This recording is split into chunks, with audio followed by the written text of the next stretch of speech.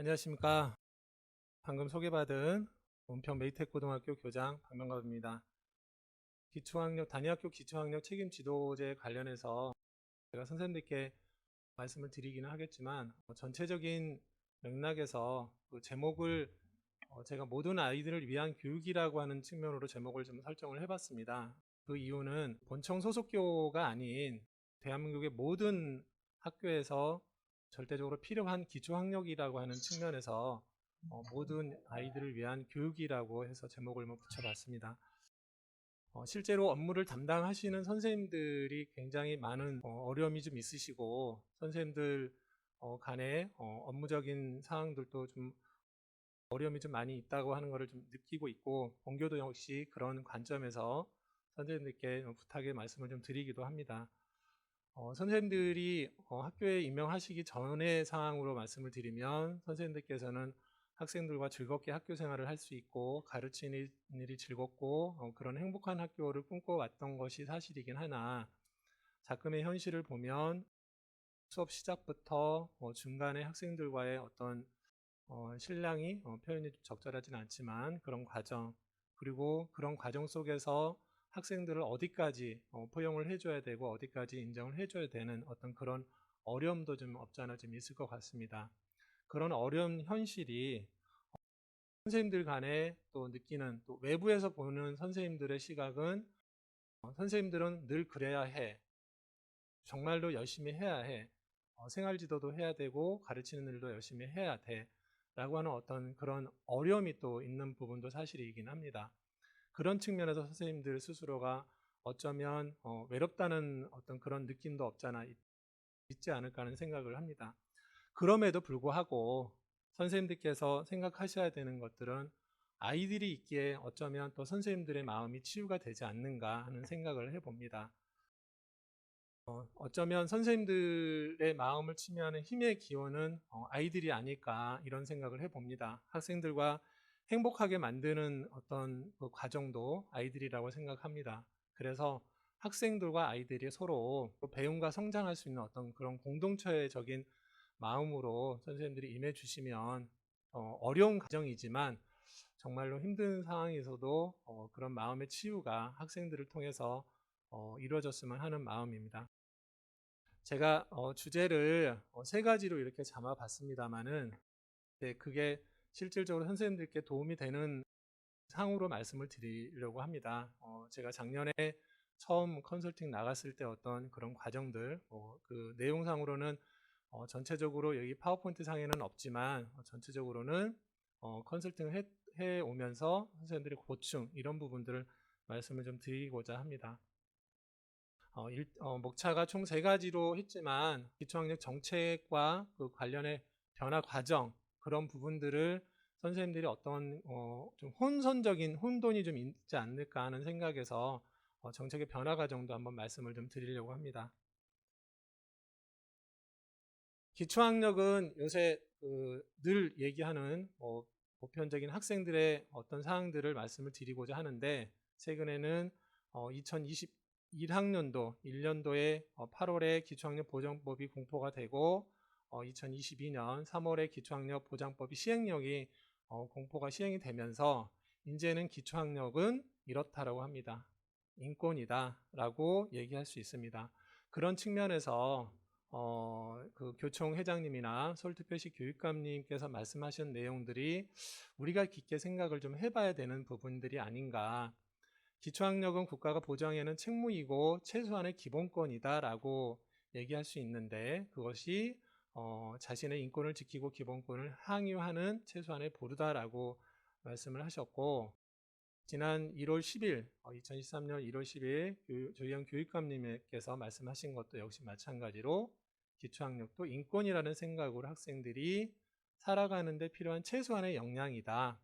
그래서 그 역량들을 가지고 자기 주도성을 가지고 발휘할 수 있도록 하는 필수 조건이다. 그래서 기자간담회에서 교육감님께서 말씀을 하셨습니다. 제가 교육통계 서비스에서 2022년 학업 중단 부적응에 관련된 인원을 한번 분석을 해봤습니다.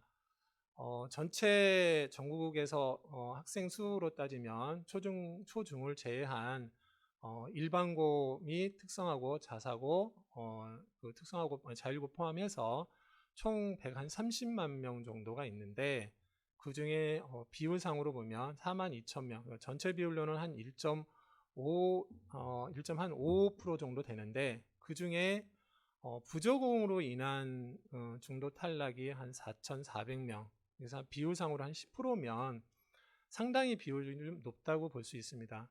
서울로 한정을 해서 놓고 보면 전체 21만 7천 명 정도의 인원 중에서 중도 탈락률이 학업 중단율이 한 1.6% 정도가 되는데, 인원으로 따지면 만 명이 채 안 되긴 하지만 부적응으로 인한 인원이 좀 많죠. 특성화고등학교가 좀 많은 비율이긴 한 것 같습니다. 그래서 이러한 비율로 봤을 때도 역시 마찬가지로 학업에 관련되는, 물론 부적응이라는 인원이 전체가 아니긴 하지만 학업 부진의 학업과 관련한 인원도 상당수가 좀 되기 때문에 그런 부분들도 한번 고민을 좀 해봐야 되지 않을까 싶어서 통계치를 보여드려 봤습니다.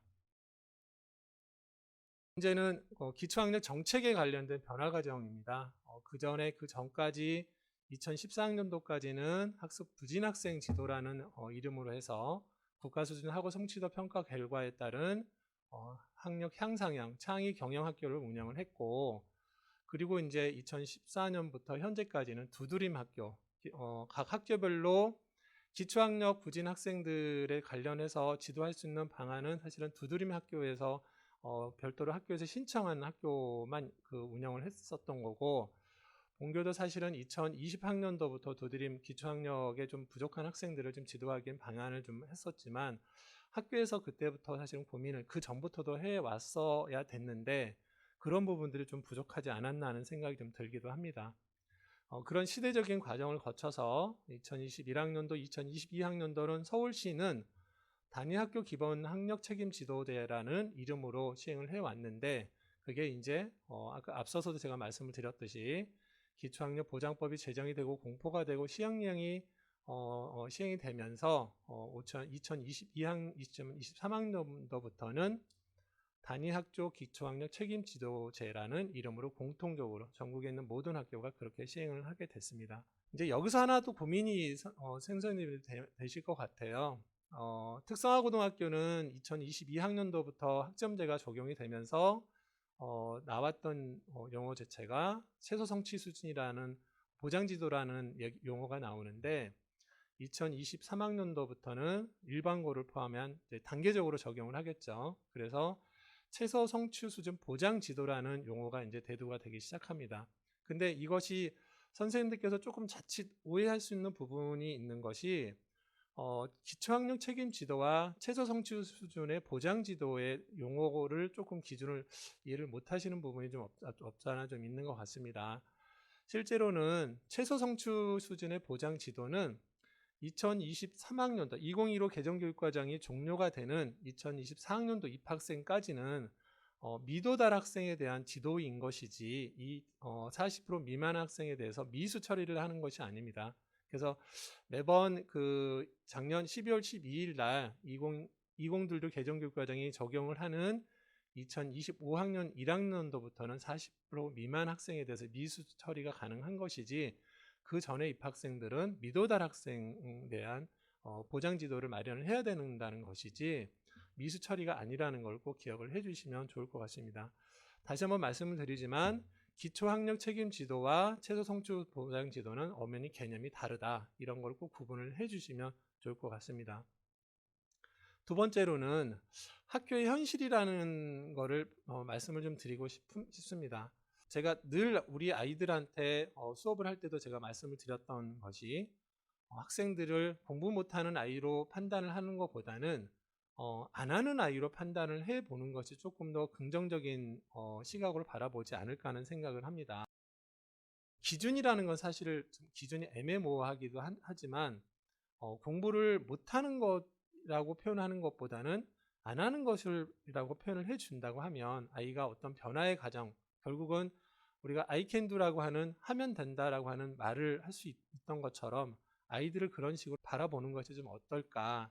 그런데 그럼에도 불구하고 그런 기준들이 참 애매모호하지만 선생님들께서 조금 어려우시지만 그런 관점으로 좀 바라봐 주시는 게 어떨 것인가 하는 생각이 좀 듭니다. 교육과정 재구성의 한계도 마찬가지입니다. 교육과정도 역시 그런 관점에서 교육과정을 재구성하는 한계가 분명히 있는 것이긴 하지만 그 역시도 교육과서 측면에서는 못하는 것이라 안 하는 것이다라고 해서 다시 제가 부원해서 설명을 좀 해봤습니다. 그 직능위원회에서 아니 교육과정 평가원에서 개발한 연구 보고서인데요. 학생 부진 학생의 성장은 이런 과정을 통해서 말씀을 드릴 수가 있을 것 같습니다. 이거는 선생님들께서 한번 그림상으로 제가 배포는 다 선생님께 안내를 해드리라고 말씀을 드렸기 때문에 큰 테두리에서 보면 그 안에서 인지적 특성과 정의적 특성, 행동적 특성 그리고 제가 개인적으로 판단할 때는 환경적인 특성까지 같이 포함을 해서 말씀을 드리는 것이 좋지 않을까 생각해서 자료는 이렇게 말씀을 드리긴 했지만 아이들한테 가장 중요한 거는 정서적, 뭐 중요하다라고 하는 것 4가지 특성 중에서 중요하지 않은 부분이 없긴 하지만 실질적으로는 아이들의 어떤 정서적인 부분에 대해서 선생님들이 좀 많이 안내를 좀 해주시고 그런 부분을 좀 해주시는 게 좀 좋지 않을까 하는 생각이 좀 듭니다. 그래서 제가 특히 강조하고 싶은 건 4가지 특성 중에서 정서적인 특성을 좀 더 강조를 좀 하고 싶습니다. 행동적인 특성보다 있지만 실질적으로는 환경적인 영향이 굉장히 좀 크다고 봅니다. 그래서 학생들의 어떤 모든 영역 발달력이 가장 강력하게 영향을 발휘하고 있는 게 환경적인 특성이라고 생각을 합니다. 그런 부분들에 대해서 선생님들께서 학부모님들과도 같이 공감대를 형성할 수 있는 방향을 한번 만들어 보시는 것은 어떨까 하는 생각이 듭니다. 마커스와 만델이라는 연구자들이 만든 학습 부진 유형과 특징과 유형에 따른 지도 요령은 제가 따로 드리는 자료로 가름할까 합니다. 총 그 유형은 총 6가지 정도가 있는데요. 그건 한번 나중에 자료를 대신해서 말씀을 좀 드리면 좋을 것 합니다. 실제로는 일반고 2학년까지입니다. 특성화고 직업계고는 해당이 되지는 않지만 2021학년도, 2017년도 국가수준 학업성취도 평가수준 1수준의 미달 추이를 봐보면 상당히 좀 우리가 좀 고민을 좀 깊이 좀 해봐야 될 부분이 좀 있는 것 같습니다. 2017학년도와 2021학년도 비율이 굉장히 점차 비율이 높아지고 있다. 그런 부분에 대해서 상당히 좀 고민을 좀 많이 해봐야 되지 않겠느냐. 특히나 중학교 3학년 학생들보다는 고등학교 2학년 학생들의 기초학년 미달 수준이 점차적으로 늘어나고 있다. 이런 부분에 대해서 일반고도 역시 마찬가지이기도 하겠지만 여기 들어와 있는 전체 118교 중에 특목고가 21교, 자사고가 17교지만 뭐 일반적으로 봤을 때는 특목고나 자사고에서는 기초학력 비달이 상대적으로 적을 수도 있긴 하지만 대부분을 차지하고 있는 특성화고등학교나 포함되고 있는 각종 학교는 고민을 좀 많이 해보셔야 되지 않을까 하는 생각이 좀 듭니다. 또 하나는 특징적인 것이 있습니다. 수학급과의 국제적인 비교를 한번 해봤는데 한국과 일본, 독일의 직업계 고등학교 수학 기초 학력 비율을 봐보면 2006년 6학년도까지는 거의 수학교과 기초학력 비율이 비슷했는데 2015학년도를 국제적으로 비교를 해봤더니 수학교과가 현저하게 차이가 났다라는 것에 대해서는 상당히 좀 고민을 좀 해봐야 되지 않을까. 더불어 여기에는 없지만 읽기 항목에 대해서는 점차적으로 대한민국의 읽기 기초학력 미달이 상당히 좀 높아지고 있다. 전체 비율은 31%까지 올라가고 있다라고 하는 그 고민들이 좀 많이 좀 생각을 해봐야 되지 않겠느냐. 여기에는 자사고나 특목고가 아닌 직업계고에 한정돼서 말씀을 드립니다. 그래서 또 하나 곁들여서 말씀을 드리면 직업계의 고등학교에서 하고 있는 직업 기초 능력 평가라고 하는 게 있습니다. 그 평가를 역시도 마찬가지 보면 2020학년도와 2022학년도의 비율을 봐보면 상당히 높아지고 있는 것을 알 수 있습니다. 관련 공문은 직업계고등학교에 공문이 다 갔는데 기초학력 진단평가에 관련된 공문을 참고를 하시면 될 것 같습니다. 기초학력 진단은 학교마다 진단하는 방법들이 굉장히 좀 다르더라고요. 제가 이제 일반고도 확인을 해보고 특목고도 확인을 해보고 자사고도 확인을 해봤는데 상당히 좀 많은 차이가 좀 있었던 것 같습니다. 어떤 학교는 대부분의 학교가 학년체에 시행하는 본교도 지난 3월 21일 날 기초학력 진단 보정 시스템을 가지고 결과를 활용을 해서 이제 학생 대상을 선정을 좀 하는 과정에 있긴 하는데 그렇게 하는 학교도 있고 지난 3월 23일 날 시행했던 전국 연합 학력 평가를 해서 그 평가를 해서 거기서 결과를 활용을 해서 기초학력 대상 학교, 그러니까 학습 지원 대상 학생을 선정하는 경우도 있는 것 같습니다.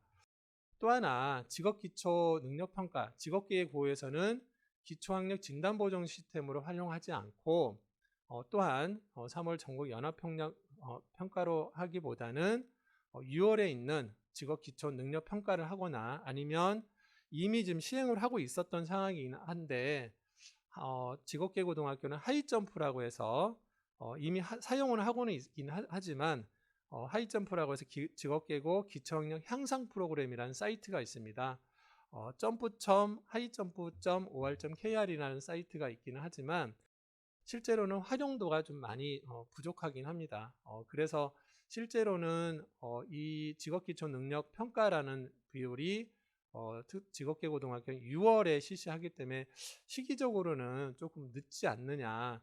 작년에 올해 시행계획 관련 TF팀 할 때도 제가 담당 장학사님께 요청을 했던 사항이 이 직업기초능력평가가 6월은 상대적으로 직업계고 입장에서 상대적으로 늦다. 그래서 시행을 하려면 3월이나 늦어도 4월에는 좀 해줬으면 좋겠다라고 요청을 했는데 올해도 역시 마찬가지로 그 기간에 시행을 하고 있는 것이 좀 안타까운 부분이 좀 있는 것 같습니다.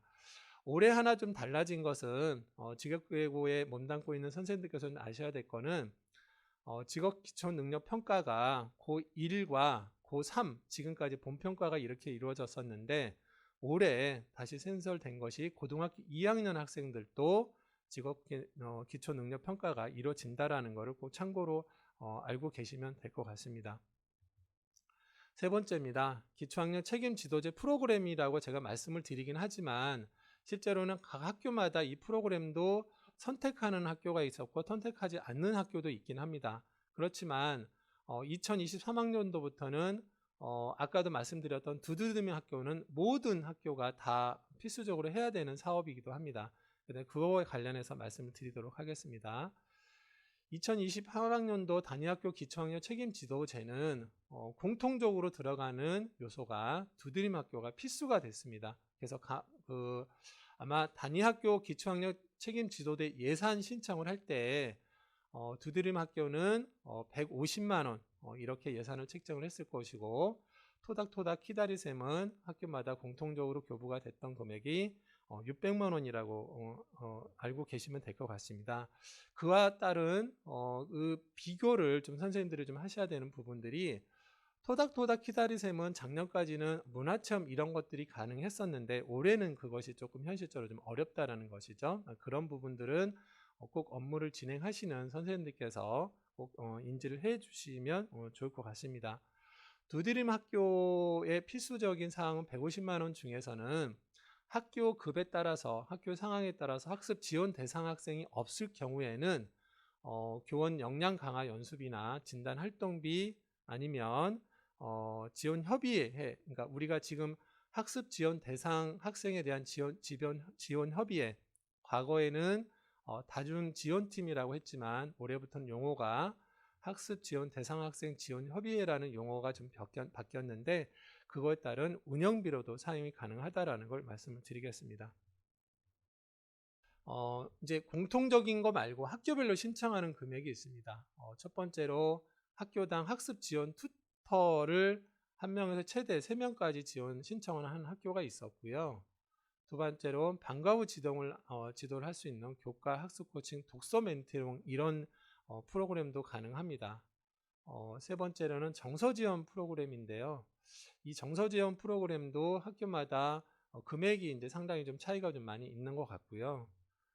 네 번째로는 협력 강사 지원비인데 참 저 개인적으로는 이 그 국어, 영어, 수학 선생님들께서 참 어려움이 좀 있으신 부분이긴 합니다. 협력 강사 지원비를 중학교는 전체적으로 진행을 하지만 고등학교는 참 희망을 좀 해야 되는 부분이긴 한데 참 이 부분이 좀 어렵습니다. 같이 코티칭을 해가면서 선생님들이 같이 해줬으면 좋겠는데 상당히 교과 선생님들 스스로가 협력 강사로 같이 코티칭 하는 것이 상당히 좀 어려워하는 그런 부분이기도 합니다. 그런데 실제로 특목고나 자사고나 이런 학교에서는 학습 지원 대상 학생이 상당히 좀 적지만 직업계 고등학교에서는 상당히 비율이 좀 많을 텐데 그 상황이 상당히 이제 꺼려하고 있는 부분들이 좀 있습니다. 현실적으로 본교도 역시 마찬가지긴 합니다.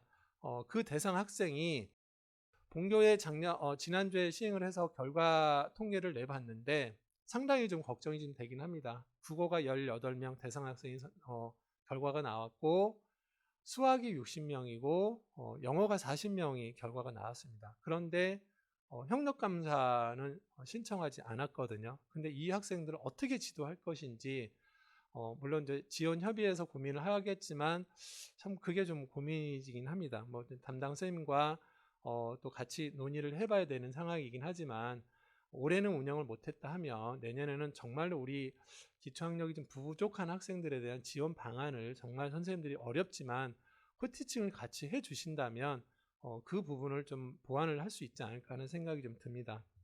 더불어서 담당 장학사님께서도 굉장히 좀 고민을 하셨던 업무 담당 교원 시수 강사비에 대한 방안도 상당히 좀 고려를 해서 업무가 좀 오버라드가 좀 가부하가 걸린 부분에서 좀 시수 강사 선생님을 지도를 하는 게 좀 좋겠다라고 하는 측면에서 해드리기는 했는데 문제는 그런 부분들이 참 어려움이 많다라는 거죠. 근데 그거를 강사를 좀 또 채용을 해야 되고 이런 부분인데 제가 개인적으로 생각할 때는 여기에 협력 강사 지원비를 좀 신청을 해서 코티칭을 하면 선생님들의 업무 부담이 좀 줄어들지 않을까. 수업도 마찬가지로 네, 그런 부분들이 좀 보완이 되지 않을까. 올해 시험을 못했다고 하면 2024학년도는 꼭 신청을 해서 학교에서 같이 좀 진행을 해보면 어떨까 하는 생각이 듭니다.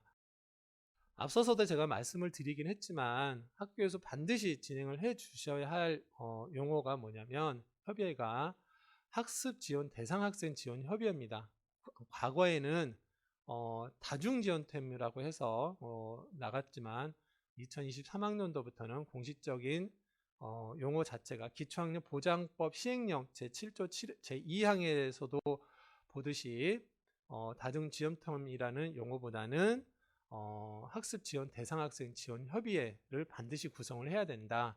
그 구성은 학교마다 차이가 있습니다. 교장 선생님이나 교감쌤 이렇게 두 분 중에 한 분이 참석하셔도 좋지만 저 개인적으로는 이게 굉장히 중요한 업무이기도 하기 때문에 교장 교감선생님들께서 같이 참여를 해서 기초학력 담당하고 계시는 선생님들을 격려를 좀 해주시고 하는 어떤 그런 방안을 좀 만들어 주시면 어떨까 하는 생각이 좀 듭니다.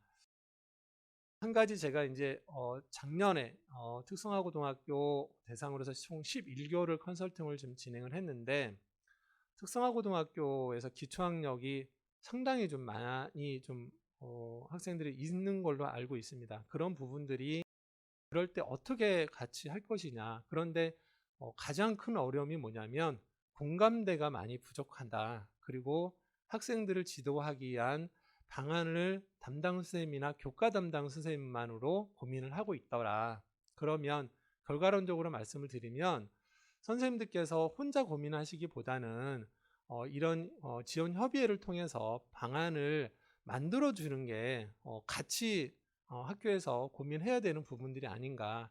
인원으로 봤을 때는 특성화고등학교뿐만 아니라 일반고도 상당히 학교 지역에 따라 많이 차이가 있을 수는 있지만 많은 수가 좀 나올 것 같습니다. 본교도 아까 인원을 말씀드리긴 했지만 전체 인원의 뭐 수학교과가 60명이라고 한다고 하면 전체 입학생의 절반 정도에 육박하다고 볼 수 있거든요. 근데 그 학생들을 그냥 내비로 둘 것이냐라고 하는 생각을 좀 해봅니다. 또 교육과정을 제가 분석을 한번 해봤습니다. 특성화고등학교하고 특목고 자사고는 차이가 좀 있긴 합니다. 그런데 전체 비율로 보면 특목고나 자사고 전체 100%라고 말씀을 드릴 수는 없지만 국어, 영어, 수학의 교과 학점 수를 보면 2023학년도 기준으로 놓고 보면 한 80학점, 최대 한 82학점까지도 특목고나 자사고 형태는 그렇게 편성을 좀 하고 있는 것 같고 100% 맞지는 않을 수도 있지만 직업계고의 기초교과, 그러니까 국어, 영어, 수학의 편성수를 보면 2023학년도의 국어, 영어, 수학 편성 비율을 보면 33.4학점의 편성 비율이 좀 나옵니다. 그만큼 특목고나 자사고 또 일반고에 비하면 한 3분의 한 1이 채 안 되는 비율이겠죠. 2율이 채 안 되긴 하지만 그조차가 좀 많이 부족해 보이지 않느냐. 학교마다 편차가 있습니다. 교육과정 편성하는 거는 학교의 고유 권한이기 때문에 제가 감히 말씀을 드릴 수는 없지만 어떤 학교는 국어, 영어, 수학의 기초학력 기초교과를 24학점으로 편성한 학교도 있고 어떤 학교는 최대 48학점으로 편성한 학교가 있습니다. 그런데 이거는 깊이 좀 고민을 좀 해봐야 될 필요가 좀 있지 않을까 하는 생각이 듭니다. 왜냐하면 국어, 영어, 수학이 직업계고 입장에서는 전문교과 교육을 좀 해야 되는 부분이 있긴 하지만 실제로 학교를 운영을 하다 보면 기초교과에 대한 고민이 상당히 좀 많이 있다. 그런 부분에 대해서 앞으로도 계속 고민을 좀 해봐야 되는 것들이 아닐까 하는 생각을 좀 해봤습니다. 그래서 앞서서 말씀을 드렸던 것처럼 학교마다 각기 처해져 있는 상황이 굉장히 다르긴 하지만 이 지원 협의회를 통해서 선생님들 혼자 고민하지 마시고 담당 선생님의 고민만이 아니고 또 교과의 고민이 아닙니다. 그래서 꼭 이 자리를 빌어서 말씀을 꼭 드리고 싶은 건 교장교감 선생님도 반드시 협의회를 좀 참석을 하셔서 기초학력 부진 학생에 대해서 지도할 수 있는 학생들에서 폭넓게 선생님들께서 지원할 수 있는 방안을 좀 같이 고민하시는 게 좋지 않을까 하는 생각에서 말씀을 드렸습니다. 참고적으로는 뭐 이런 여러 가지 센터가 있긴 합니다. 예를 들어서 자치구별로 청소년 상담복지센터가 있는데 이런 센터를 꼭 활용을 해서 선생님들의 업무가 좀 경감이 될 수 있는 그런 부분들도 좀 필요하지 않을까 참고적으로 해봤습니다. 제가 전체적으로 말씀을 드리긴 했지만 기초학력이라는 부분이 상당히 매우 어렵습니다. 기준도 판단 기준이 매우 어렵고 학교별로 설정하는 인원도 상당히 어려운 부분 없지 않아 있긴 하지만 선생님들이 같이 고민하고 그렇게 그런 마음으로 고민해 봤으면 좋겠습니다. 앞서서 말씀을 드렸지만 그런 학생들과 같이 하면서 현실적인 측면은 굉장히 어려움이 있다고 하지만 학생들을 통해서 마음을 치유할 수 있는 이런 계기가 되었으면 하겠습니다. 제가 개인적으로 말씀을 여러 가지로 드리긴 하지만 사실 현실과 굉장히 괴리감이 있는 말일 수도 있긴 합니다. 그렇지만 같이 고민하고 같이 우리 아이들을 모든 아이들을 위한 마음으로 선생님들은 좀 어려움이 있으시긴 하지만 그런 마음으로 함께 해주셨으면 하는 말로 말씀을 드렸습니다. 예, 이상 감사드리겠습니다. 감사합니다.